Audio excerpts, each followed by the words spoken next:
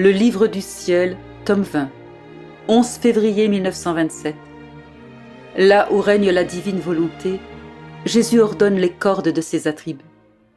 Comment nous devons pouvoir dire « Ceci est mon ciel » ?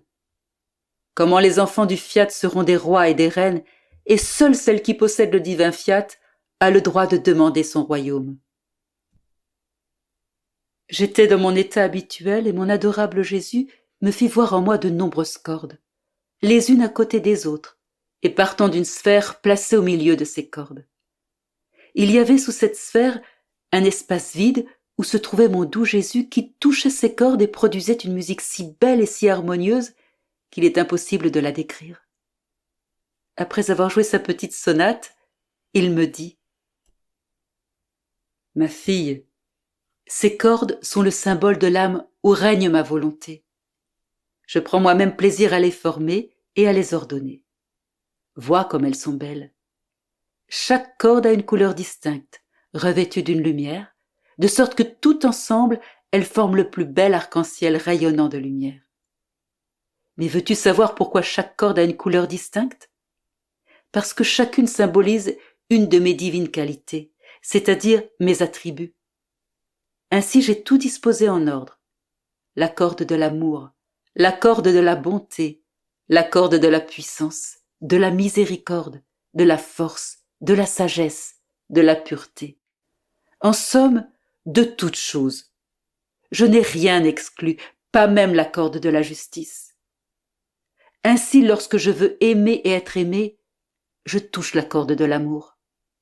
Oh, comme le son en est doux, pénétrant, délicieux, propre à remuer les cieux et la terre et à investir les fibres les plus intimes de tous les êtres en qui règne ma volonté.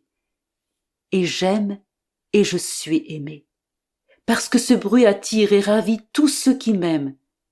Et moi-même, enchanté par mon propre amour, j'aime et envoie des océans d'amour.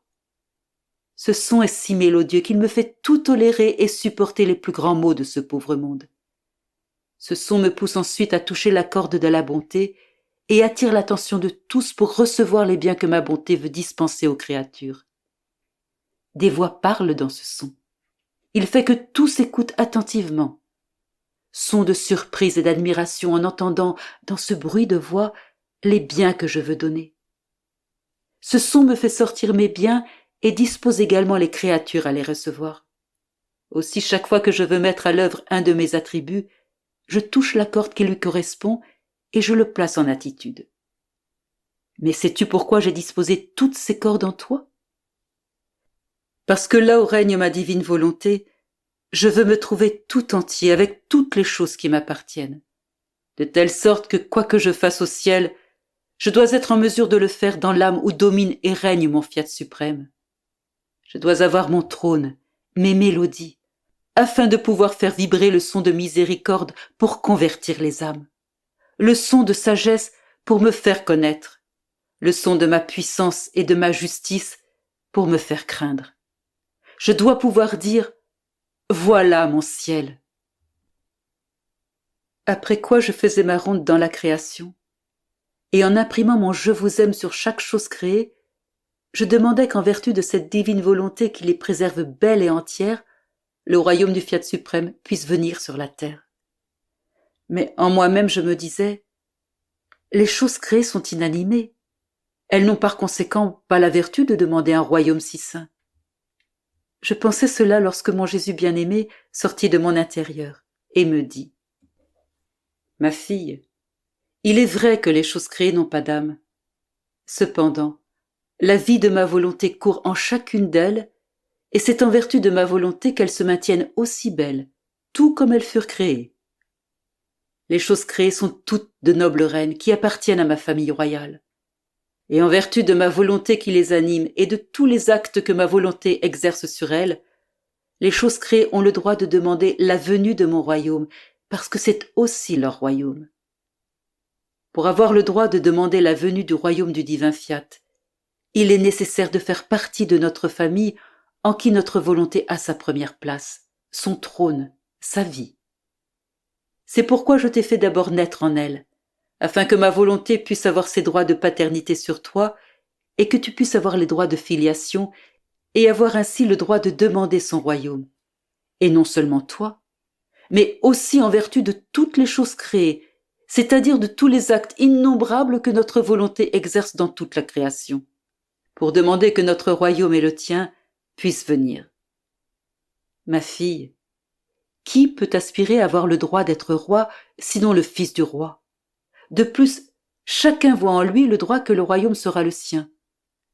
Et si l'on voit un serviteur, un paysan aspirer à ce royaume qui n'appartient pas à la famille royale et qui dit qu'il a le droit d'être roi et que le royaume sera sien, on le considère alors comme un fou, et il mérite toutes les moqueries. De la même manière, celui qui voudrait demander mon royaume et en qui ma sainte volonté ne règne pas, se trouvant dans la condition de serviteur, n'a pas le droit de demander mon royaume. Et s'il le demande, c'est simplement une façon de parler et sans y avoir droit. Supposons à présent qu'un roi ait des centaines, des milliers d'enfants, appartenant tous de façon légitime à sa famille royale. Tous n'ont-ils pas le droit d'occuper de nobles positions, conformes à leur état, et de dire « Le royaume de notre père est notre royaume, parce que c'est son sang royal qui coule dans nos veines ». Or, dans toute la création, dans les enfants qui appartiennent au royaume du divin Fiat, il coulera plus que le sang, mais la vie de ma volonté qui leur donnera le droit d'appartenir à la royale et céleste famille, de telle sorte que tous seront rois et reines, tous occuperont de nobles positions, dignes de la famille à laquelle ils appartiennent.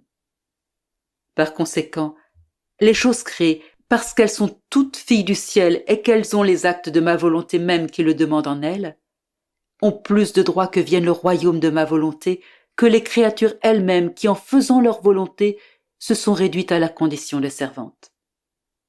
Par conséquent, lorsque toi, au nom des cieux, du soleil, de la mer et de toutes les autres choses créées, tu demandes que vienne le royaume de mon fiat éternel, tu obliges ma volonté elle-même à demander la venue de son royaume. Et crois-tu que ce soit peu de choses qu'une divine volonté prie en chaque chose créée lorsque tu demandes son royaume? Par conséquent, continue et ne ralentis jamais. Tu dois même savoir que c'est ma volonté elle-même qui te met sur le chemin de toute la création, afin d'avoir sa fille avec elle dans tous ses actes, pour te faire faire ce qu'elle fait et ce qu'elle veut de toi.